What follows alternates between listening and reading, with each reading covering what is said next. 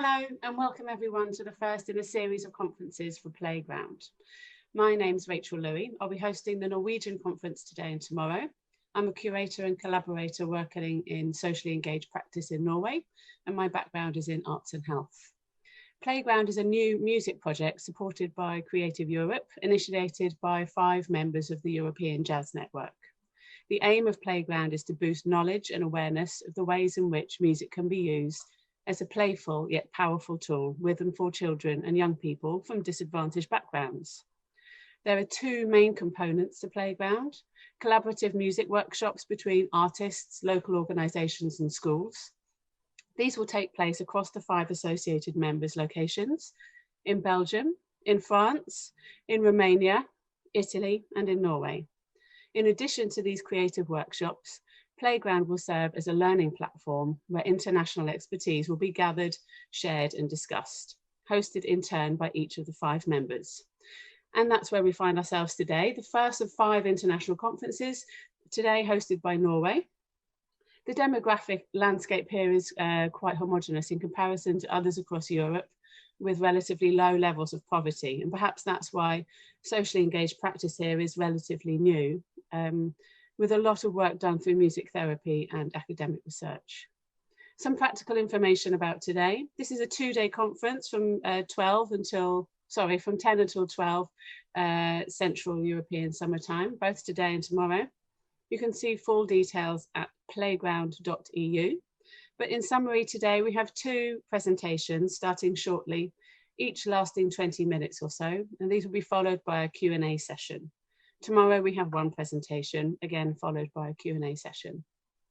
You will have received information about how to submit questions to our speakers via slido.com. To submit a question, you can either click on the link in the email you received or in the description on the YouTube video, or you can scan the QR code you can see on the screen, or you can go to slido.com and type the password playground. But now over to our speakers. First up, we have Viggo Krüger presenting on community music therapy in child welfare.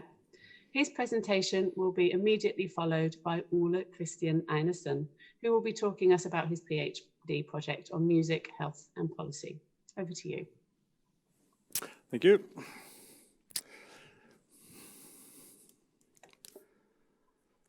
Just a second so that we can get the techniques.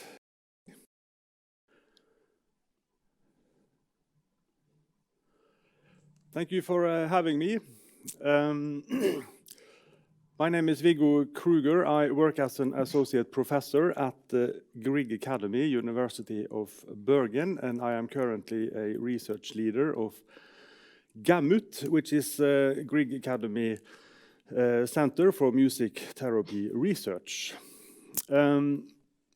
Being a researcher, mostly qualitative researcher, I like to start with a little story about who I am, because when you are doing qualitative research, giving an account of who you are, where you come from, kind of frames in the story which comes after.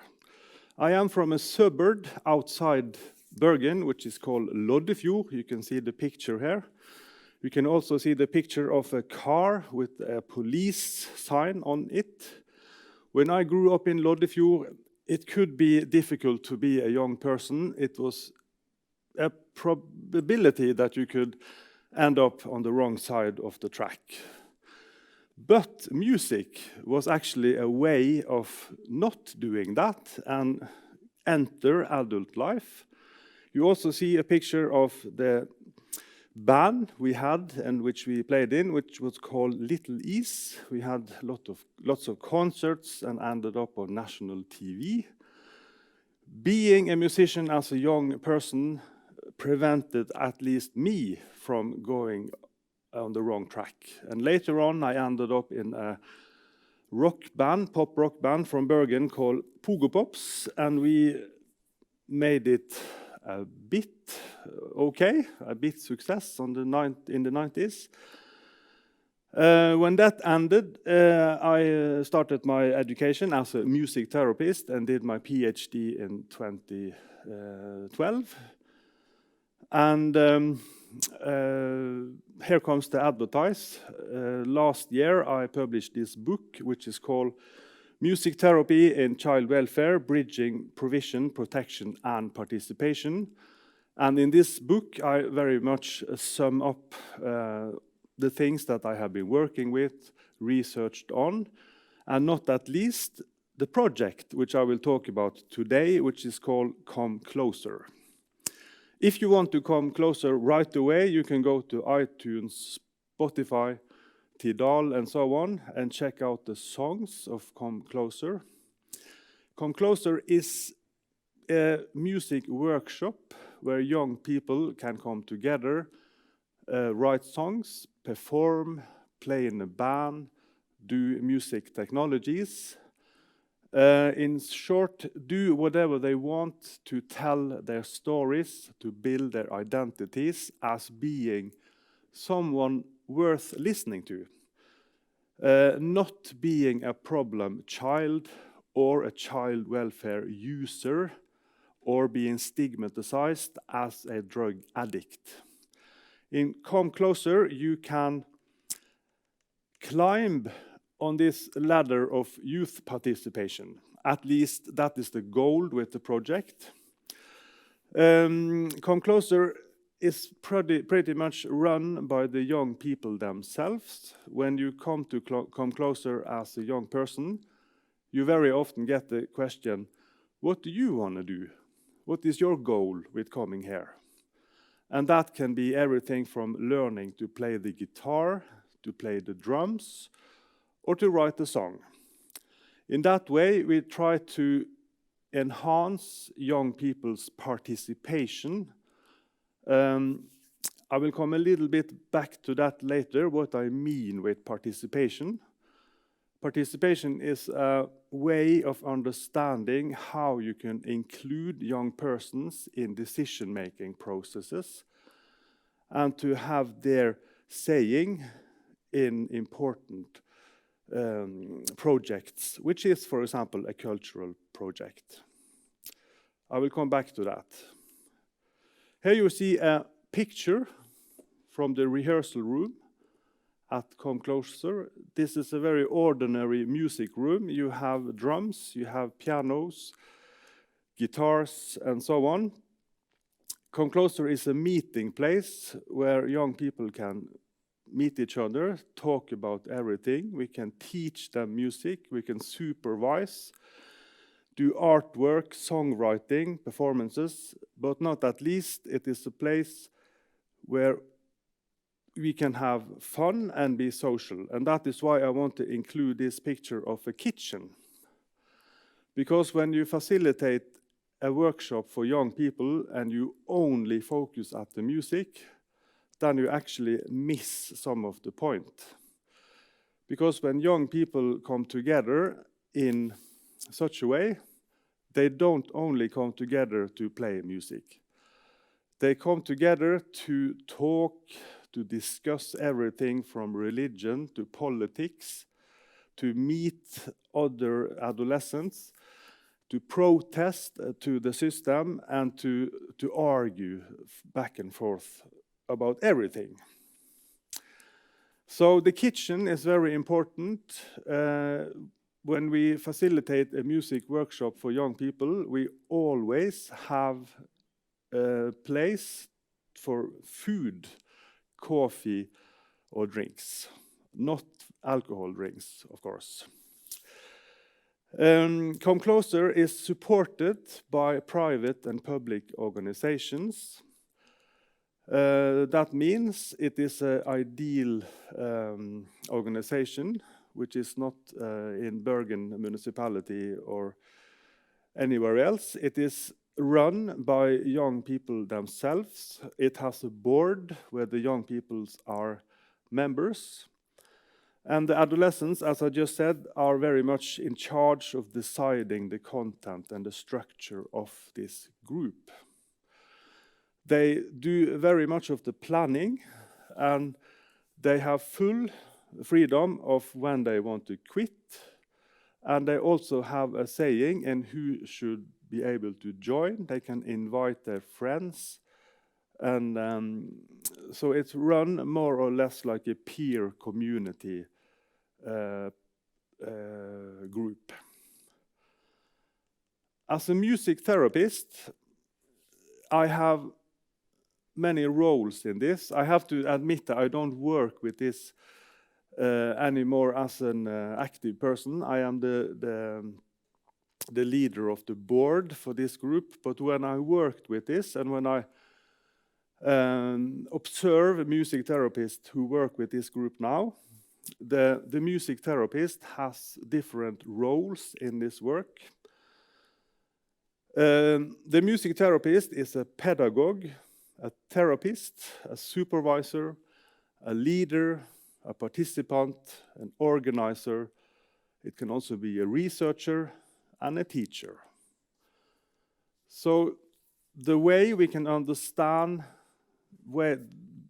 how this is being conducted, the music therapist has to be able to enter many roles and to fulfill these roles and not just to stay in a very narrow role.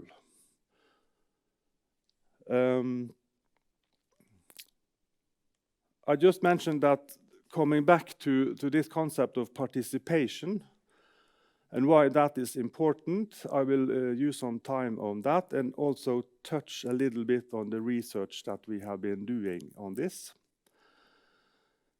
Participation can be traced back to the UN Child Convention, which is a convention consisting of 54 articles.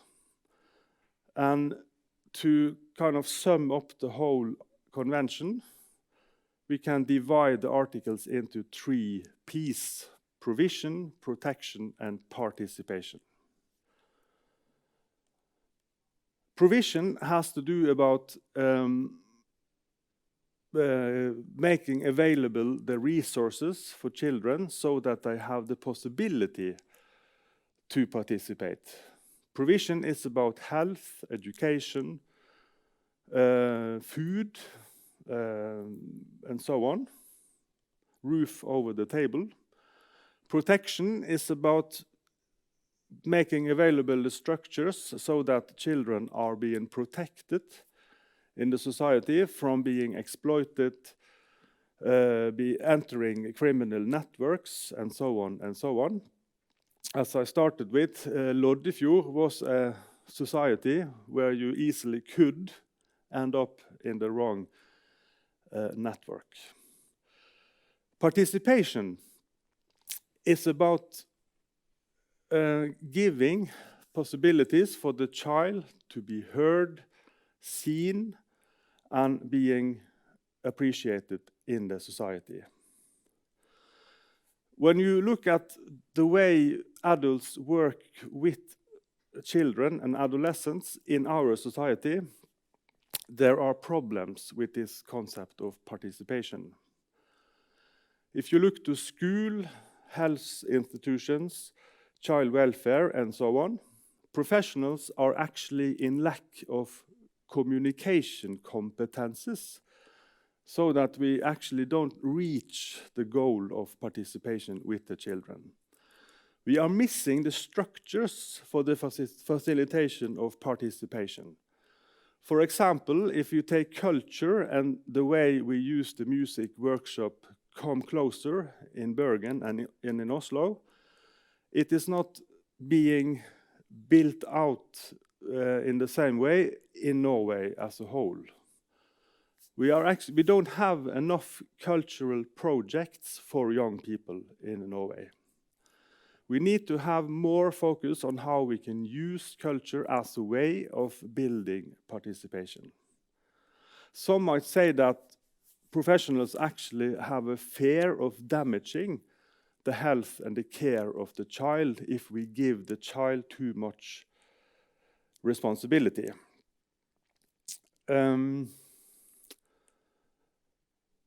The participation rights, if you go to the convention, it is actually quite interesting to read the participation rights, all of the rights actually, but particularly the participation rights.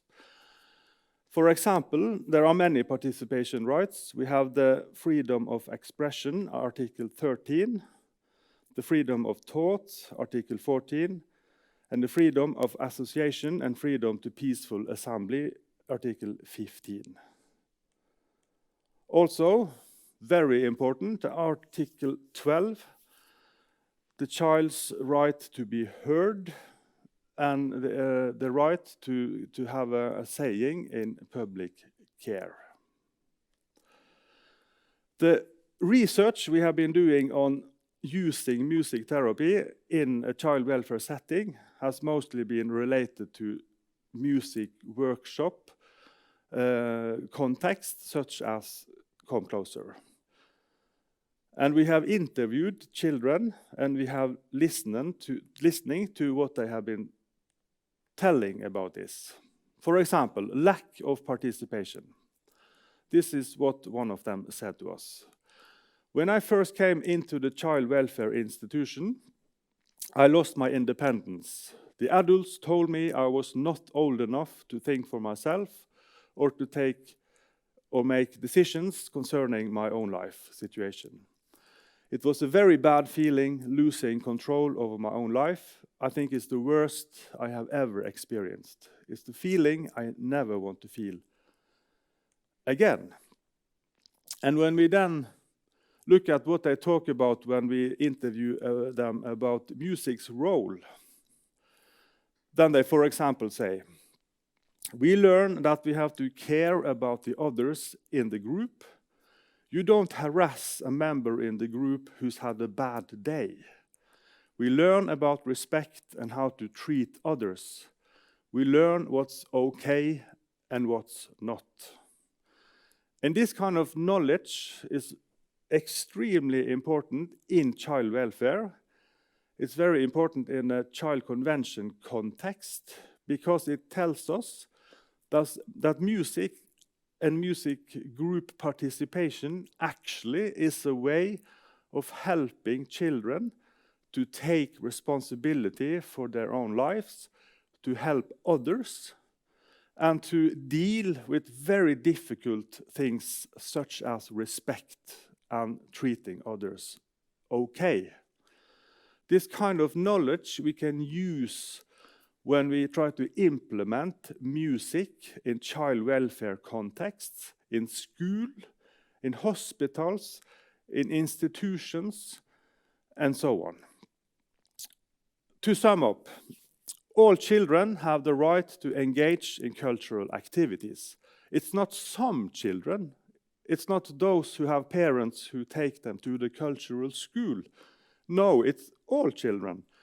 It's those children who don't regularly go to cultural school and needs to have some kind of facilitation. Participating in cultural activities may be healthy, but it may also not be healthy. We know from a music therapy stance that cultural participation can actually be not healthy. It can be misleading.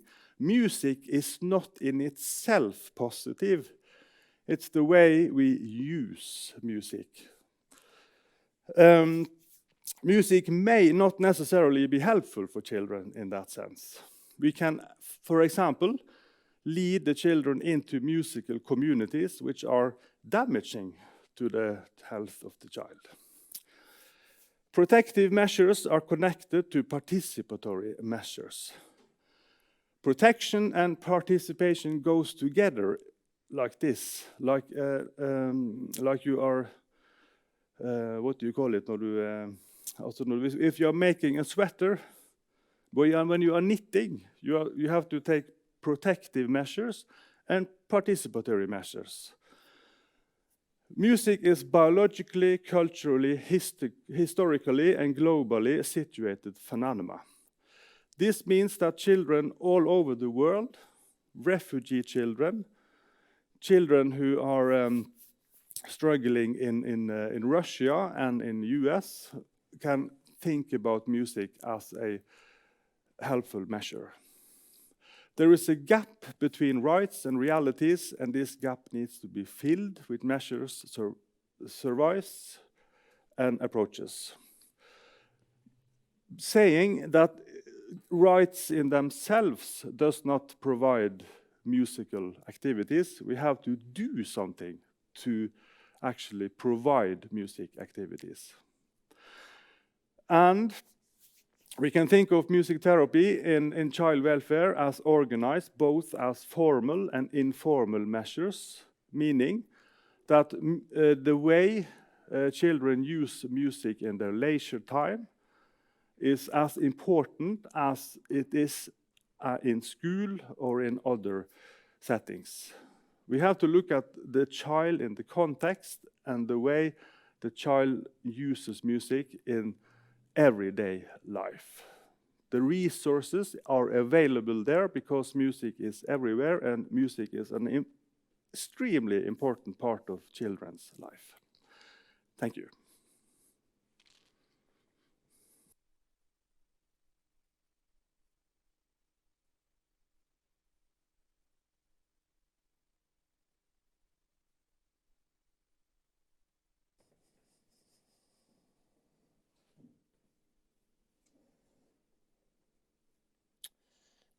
Thank you very much, Viggo. That was a nice introduction to me. Thank you very much for the opportunity to come here and speak. Thank you to Østnorsk Jazzsenter, and thank you to Playground for the aim of this conference. I really think it's important. In this presentation, I will present the PhD project which I'm working on. It's a qualitative research project named Music, Health and Policy. I will first give a background from who I am, and then I will give a short introduction to the framework of the study, such as design and the aim of the study. And then I will talk a little bit about why we are doing it, and then I will try to elaborate a little bit about ethical concerns regarding the project. And then lastly, I made a drawing which I will try to sum up with. I've heard that there's some teachers, members from organizations, and practitioners and musicians listening to this today. I hope this can be relevant for your practice or your place. I am Ole Christian Einarsen. I'm a musician. I started off playing in bands, touring, and when we were doing that, I discovered that music is a really nice place to meet people. When playing concert, you meet completely strangers, and you get a glimpse of personality when they are opening up and tell you something about their everyday life. So that was my way into the field of music therapy. I started studying music therapy, and besides that, I worked at a school for adolescents, which I've quit the ordinary school system. It's called a production school. And the thing with this school is that we were doing practical work, and since I had music background, we played music together. We aimed to go on elderly centers on tour. We made music to movies. We made lots of stuff, but we were doing music as a situated praxis together. And this was a really nice discovery for me, because I saw the importance of the music and the musical activities we were doing together in the adolescents' lives. So I got really interested in adolescence. So then I started, and then I finished the master, and I applied for this PhD because it is about adolescence. Okay. So, short introduction to the study. The aim of this study is to gain access to unaccompanied migrant children's voices and experiences with art-based activities, music activities, in leisure time and in everyday life. So questions of how do you use music, why do you use music, when are you doing listening to music, and in which device do you listening to music, how easy is it for you to use music, is relevant questions here. We are also interested in adult-led activities, such as Come Closer, which also includes adults, making the structures for the adults, adolescents to participate. Here you can see some of the research questions. The project started in November, and it's ending in 2024. So we are in the start. We haven't collected any data yet, so yeah. But this is the research questions right now. How do unaccompanied migrant children reflect on participation in music-based activities related to everyday life? And then you have unaccompanied migrant children reflecting on the role as decision makers within these music-led, adult-led music activities. The participants here are 16 to 23 years old. That means that we have children under 18 in this project. They are also categorized as vulnerable. They are unaccompanied migrant children, can have experiences which is severe and fleeing from war, etc., etc. But they are first of all adolescents, and the migration story is only one part of that story. It's a cooperation between faculties of fine art, faculty of medicine, and faculties of social science within University of Bergen. We also have international partners within the project. So it's a relational-centered research project with an action-based characteristics. So a relational-centered, that means that we are going to collect data by forming some kind of relation to the participants, to the adolescents. And we are thinking about using music as a way to connect with the participants. So think about, it can be working in workshops, music activities, going to concerts, attending studio, make a song, etc., etc. And the hope is that this forms some kind of relation to make ethical measures, to really get to know the participants. Action-based characteristics means that we want co-determination within the project. That being, how should we ask these questions in the focus group interviews? When are we doing the focus groups interviews? Which activity are we going to do?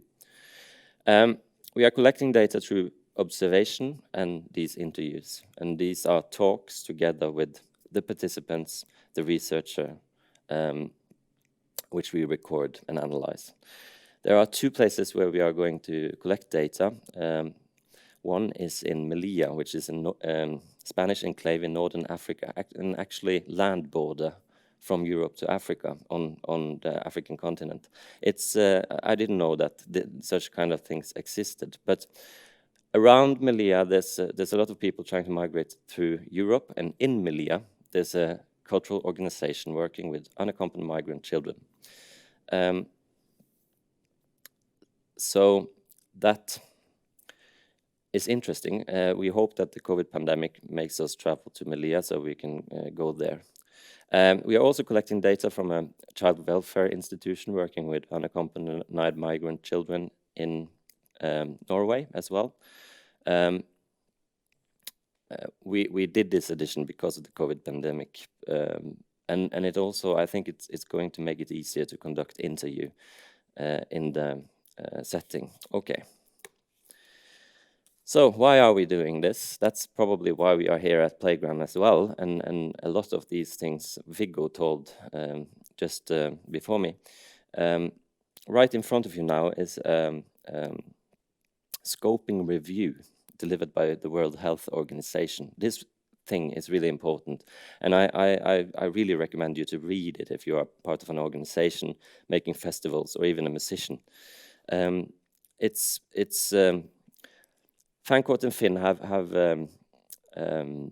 gone through research on music and health. I think they have analyzed a lot of research in a variety of fields. And the conclusion here is quite clear. Music and health. Music can be used as a tool to promote health and prevent diseases and adolescents to get another path in life. So this one is really important. I recommend you to read it. We are also touching upon when we are making structures, music structures, to try to promote health in a kind of way. We hope that we get some findings and can make some discussion and make some lines to the development goals as well. Because it's a relevant question to ask, which role does culture have in the meeting with unaccompanied migrant children? Migration is a big issue, or a big lifted as a global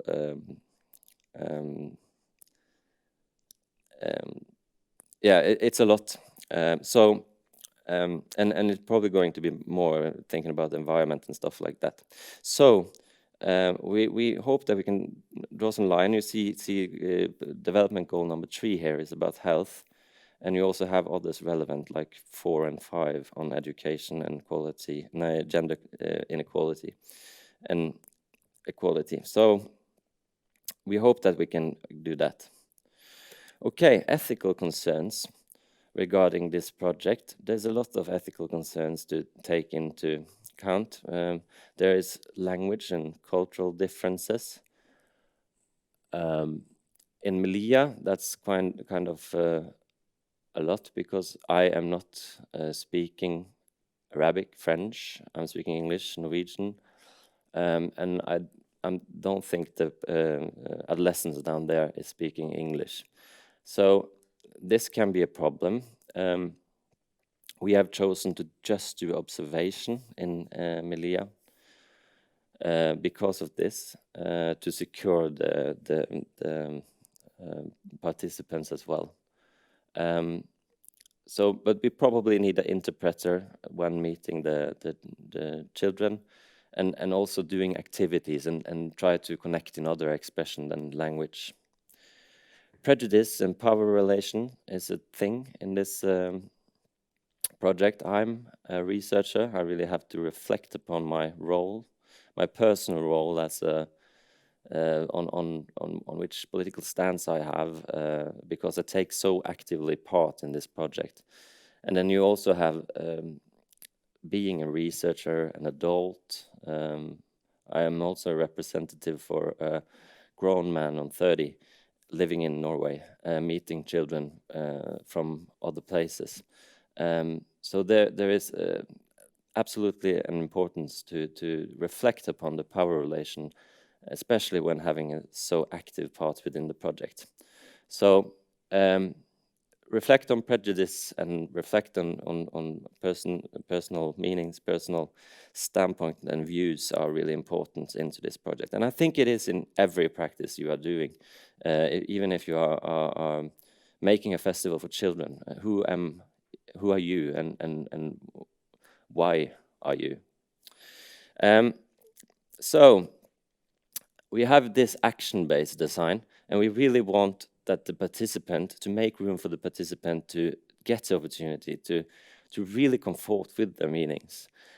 That being said, like that means that we want to lower the threshold and make a secure kind of environment for them to really express themselves. And Skivenes and Strandbu, they are writing a really good article on this, and they say that children's voices can be qualitatively different, but it doesn't mean that their views and meanings are less countable, and this is really important. Children and adolescents also express themselves in another way than an adult, so really be reflective upon how the adolescents are expressing themselves, and try to assess whether this kind of let's say behavior is trying to tell you something. So you really have to look at these dynamics and these cues. It's like an interplay of music.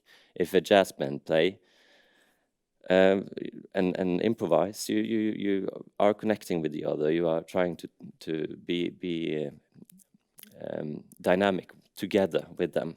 So that's the hope for the whole project as well, to make some kind of make room for the participants to really come forth with their meaning. And this meaning is probably really important.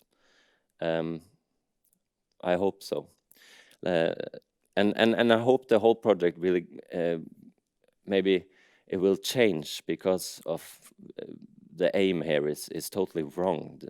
We have to get together with the participants and the unaccompanied migrant children, really listen to them, and try to develop some kind of project which is structured as they want as well, as co-researchers. So it's also important to reflect upon the adolescents as adolescents in this project. It's about prejudice as well. There's a lot in media about migration. It's politics. It's if you put on the radio, you're probably going to be hearing about it throughout the day. In some kind of discussion, politicians are talking about it. So in this project, I really want to meet adolescents and not migrants in that kind of way. They are first of all adolescents, and then this migration story is just one part of the story. So I really hope that this view will be integrated into the design and the study and the thinking of the whole project. Okay, so I made this drawing, and it's about participation. And this is the hope for the study. Let's think about that. We are doing like half a year with musical activities. People are really engaging in it. Some of the adolescents don't want to be a part of it, and that's okay. And the group carry on and have musical activities. We are creating some kind of, okay, let's say we are going to studio and we create a relation while doing it. We're making a song, we get to know each other. Then we are, at one point, we are building this platform, which here is represented. And if we are going to a concert within the society or community, the local community here in Norway, or playing a concert, we are making this kind of platform, and we are doing something meaningful in a music activity with the function in a community. Maybe we are playing for elderly. I don't know. This is up to the participants to decide, or we have to decide it together. But let's say we are doing something and we are going out to the community and we are playing this in front of some people. And in this situation, you have the relation building, you have self-efficacy. Maybe someone thinks, I didn't know I could do this. I didn't know I could play the guitar in this band. And then you have the bass player and the drummer say, "Oh, you are really good at it." Then you get a kind of mastering feeling, a self-efficacy, which leads to a kind of learning process, and you learn something new. You learn to present yourself. You learn to come to the rehearsal at the right time. You need to interact with others. You learn a lot within this practical situated learning environment, which again leads to participation.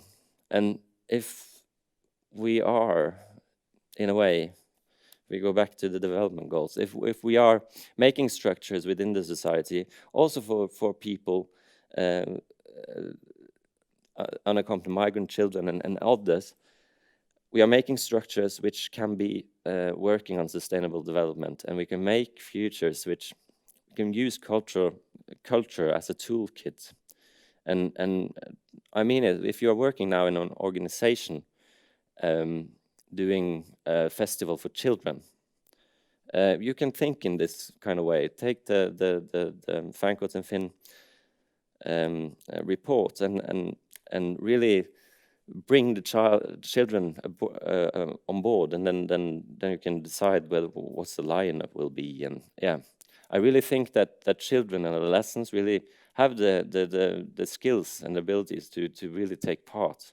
And if you can make structures where adolescents can be active and be participants within the cultural community, within their community, and with the country, and maybe they start playing in a band which going abroad on tour or something like that. Well, I hope this gave some kind of overview of what this project is, and also some light way of the thinking in the project. And I hope that it inspired you in your further work in organization as teachers, as musicians, and whatever you are doing.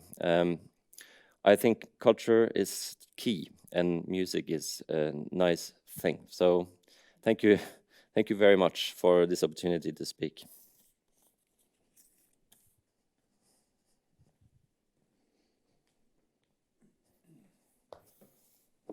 Thank you very much. I'm just looking through to see if we have any questions come through.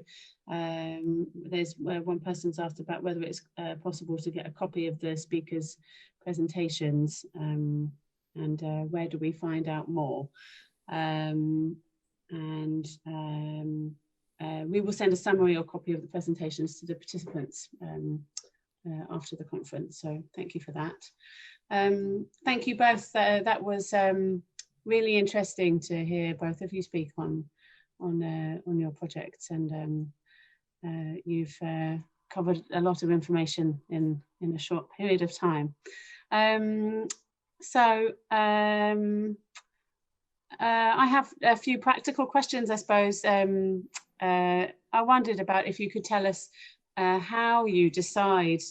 I can see it's very much focused on engaging with the participants, and not just staff in the institutions, but the participants themselves. And I wondered, how do you decide on the shared goals for a project?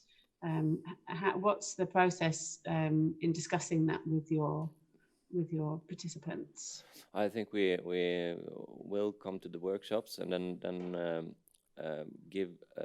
have close contact with the closest person working with these children as well, and then try to talk together, and through musical engagement, like doing music activities, and really get into the relation we need to understand the project and what we are doing.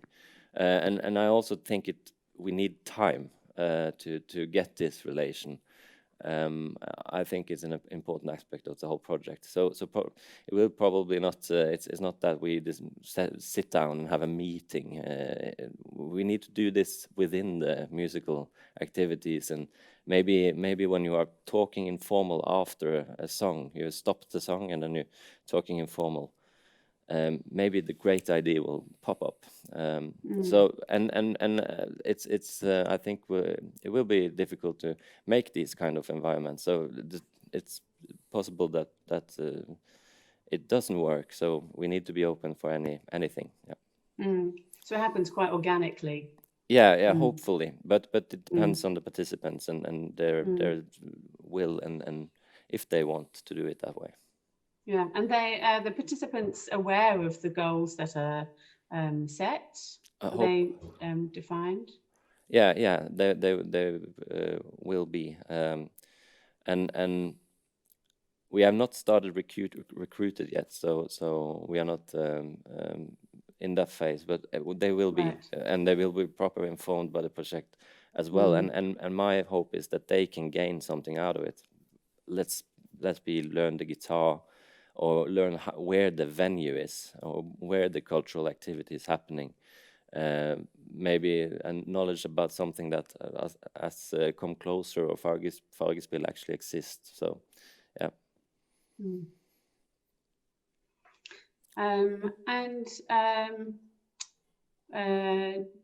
do you have a length of time that, Viggo, I know your project has been going on for a very long time, Come Closer. And one of my questions was, what happens at the end of a project? Do you signpost, or when children have reached the upper age limit, what happens afterwards? Do you signpost them onto other activities, or is there a way?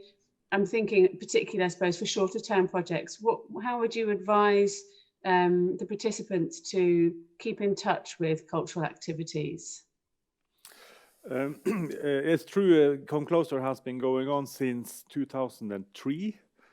So it has a long story, and it has kind of developed into its own culture, so to speak. And in Come Closer, the idea that Come Closer belongs to the young people is very prominent. So you are never thrown out of Come Closer. There will not be a deadline that says that now it's over, you have to leave here, because that would kind of conflict with the main idea that this is actually your project. So but as supervisor or therapist or whatever adult person working with this, you also have a responsibility to protect the young people. So the way that is being done is, as you grow older, we try to kind of say that maybe you now should have a new role in this. Maybe you now have a role as an assistant. Maybe you want to work here. And some of the young people who becomes 20, 21, 22, they actually start working there, and they send the invoice and they get money for doing the same kind of activities that they started with.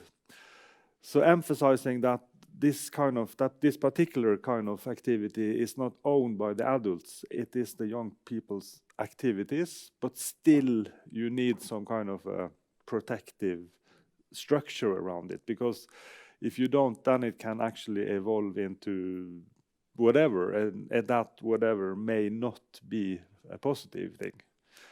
Because as I tried to say earlier on, cultural activities is not in itself positive. Participation is not in itself positive.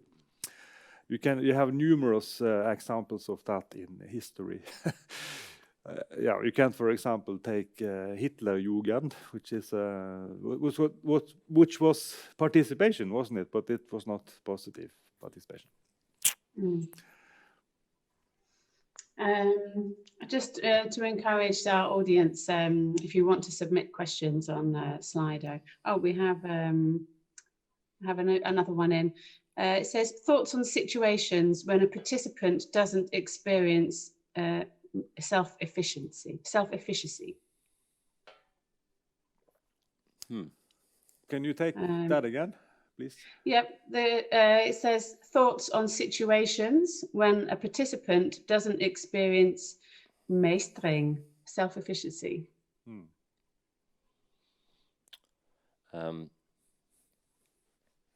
I think that it's hard to answer without any more specific context, but self-efficiency within the cultural activities, I would reflect upon which kind of way the engagement is happening. If you are doing the right cultural activity, maybe you can change the structures, lower the threshold, and lower the activity. I think it was a difficult question. I can try to because it's a very good question, and it's very relevant in work with young people, because the eager to experience mastery and success is so very prominent, and the popular culture around us has kind of everybody has to be superheroes culture around it. So to look at this with the eyes of Come Closer, which I can talk about, is that we actually try to lower the threshold for participation. I show you the picture of the kitchen, and I didn't do that just because that was a fun picture. It is an extremely important context, the kitchen. The kitchen is a place where you just can hang around and be with other people. So very often the participation starts with conversation, hang around, you can talk about what you want, and there is actually also you're not supposed to do anything, but it might be that you end up with doing something. Yeah, and this is very different from, for example, other places, cultural school, where you are supposed to start with learning processes right away. In Come Closer, you can start with eating a pizza and talk about and tell a joke, and then slowly you can be invited to be the drummer in the band. But then I must say that what we try to do is to build a culture for an authentic learning process, like it is when you play in a band or do a recording or make a video, and try to make that into as authentic learning process as possible. But when you do that, you're not guaranteed to experience mastery or self-efficacy. You can, but you don't necessarily do that. But in Come Closer, we have a kind of goal in the future, and that is to put up a show, a concert. And in doing that, you can kind of fill that with many roles around the process. You can have the sound engineer, the person cooking coffee, you can have somebody selling tickets, you can have somebody make the poster. And by doing that, you kind of expand the possibilities for experiencing mastery and self-efficacy, but also belonging. And maybe belonging is the starting point. It's a very important building block in what we do, to create sites of belonging. And then if you have safety and belonging, you might end up with experienced mastery. But without belonging and safety, it's difficult. It also makes me think about the cultural workforce and diversifying the cultural workforce and providing opportunities for participants to gain practical experience so that they feel more empowered to apply for jobs when they come up in cultural institutions. I can fill in with that. As these young people become experienced and experience belonging, they end up with maybe getting a paper saying that they actually worked for this organization and they worked as a sound engineer, and they can use that when they are applying for a job. And for young people, that is very important. Yeah, that's good. Yeah, I was going to ask how you support that that process. So that's interesting. A piece of paper saying that you did this, and you did this in a good way, signed by this and that. And we did. You can talk about the project that you did with the elderly center, where the young people were put in connection with patients at this elderly center. Yeah, we did workshops at an elderly center. We had adolescents, which and we were working in 3 months, I think, before the COVID pandemic, and then we were just meeting and talking about music, and that started a process where we ended up making a song together, which we performed in front of the others on the elderly center. So we mixed up the thought that the adolescents should come to the elderly home and play. We tried to participate together, and the outcome was really the adolescent learned from the elderly a lot about how it was to be young back then, and then the learning outcome and the mastery was really the self-efficacy in the project. It was really good. So yeah. Yeah, and you can connect that to the sustainability perspective, because that is sustainability thinking. Yes, Actually, absolutely. Per se. Yeah. Yeah. Also makes me wonder if you can each tell us some examples of when, I'm sure you've got many, of when you've been surprised, when you've thought a project is going to start one way, and because of how the participants have been involved, you've been surprised at the direction in which a project has gone in. I can start, but because I don't have as much experience as Viggo, but the things I've done with adolescents, my hope and goal for it is that it end up in another direction, completely another direction than I think, because it's their project. So and every time it has been like a product or a thing which we ended up in a place where we didn't think we should end up, but it has been nice. So yeah, and I think the dualism between protection and participation is relevant, because adult persons have to take responsibility for the project and for the learning outcome and for the experiences of belonging. So safe adults who are present and who always show up to the rehearsals and to the meetings is a very important building block. But the same safe persons have to kind of open up for the initiatives from the young people, and the dynamic between the adults and the adolescents is very important. And what I have experienced is many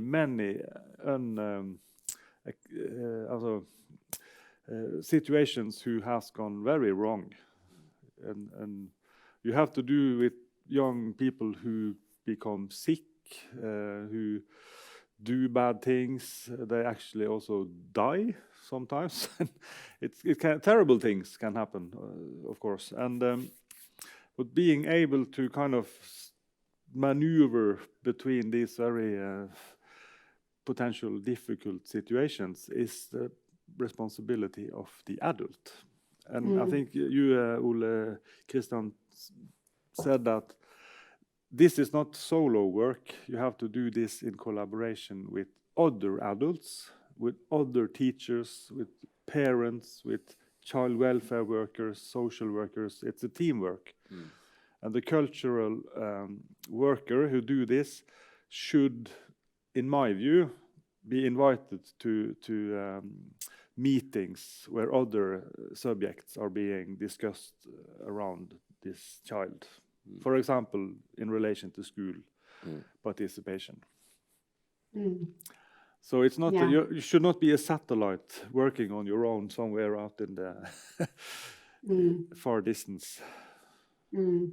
And that open-mindedness, I was going to ask about challenges and difficulties that you face routinely, but I guess what you're saying is the absolute open-mindedness means that you just adapt as these difficulties and challenges present themselves, and it's an expectation in every project. But you don't adapt to whatever.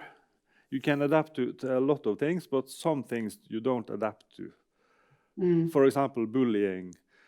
Sure. Or violence, drugs. There are things you can't adapt to, and you have to kind of be to find solutions for that. And the solutions for that very often will be found in the network of the child, of other adults working with the child.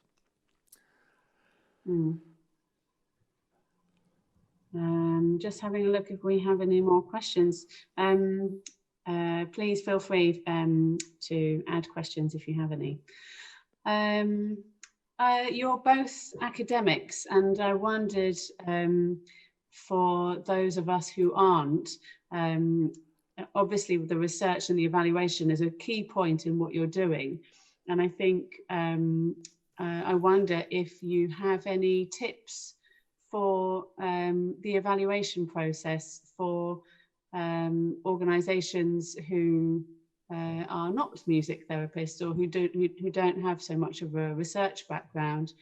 Where would you begin, or where would you suggest people start with that process? Yeah.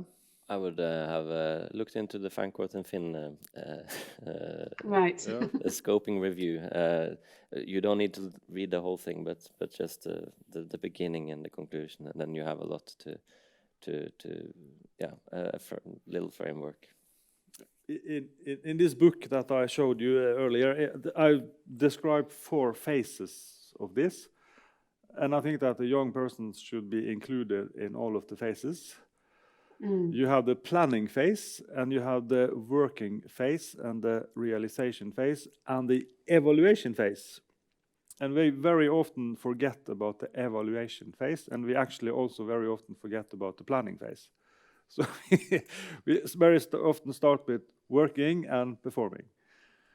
But planning is very important, and we can invite the young people in the planning. We can actually have meetings with them, sit together and talk about what do you want to do, what is your goal with this, what are your ambitions.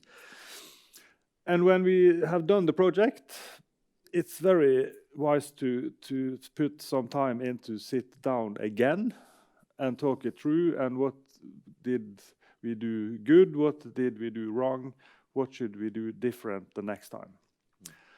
And if you want to end up by writing up a report, an article, we do that a lot. We do research, of course, and we publish. But you can have a written report in some kind of local paper, or where you can actually take what happened in the project and put it out in a larger audience. For example, in social media, or and where people read these days. So including the children in all of these phases are very important. And yeah. Okay, we'll just have a look, see if we have any more questions come in. We don't. Do you have anything that you would like to share that you didn't have time to discuss in your presentation or so far? Any closing comments? I think it's really important that we adults make structures for adolescents and children to participate in the cultural activities we are so good at doing, and I mean in every stage. Make them sit in the booking committee for Hyde Park or Øya Festival, which is the biggest festival in Norway. Yeah, so that's my last words. Yeah, I think the connection that we have today between mental health problems in the society and dropout problems in the school, and many other problems that we see are increasing regarding young people. We know, as Ole Christian reminds us of about this report, that also it tells us that culture has a meaning, and it does a difference for all people, but especially for young people. But we don't use it enough, and we don't use it systematically. It's important that we value this work, as if you are working in an organization, your work is important in this matter. Yeah, music therapy has come a long way to systematize and for research But you don't have to be a music therapist to use culture to increase health or to prevent school dropouts. And if you take a child rights perspective on this, I think it is important to say that all adults has a responsibility for children. That means every teacher, every neighbor, every cultural school worker, and so on and so on. And to think of culture as a way of promoting health and preventing damage and bad things in the society, it's not being used enough yet. We have to do more.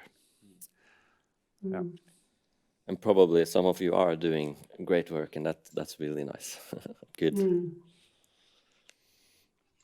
Okay, well, thank you both so much. It was really inspiring to hear both of you speak, and I look forward to hearing more about what happens with both of these projects.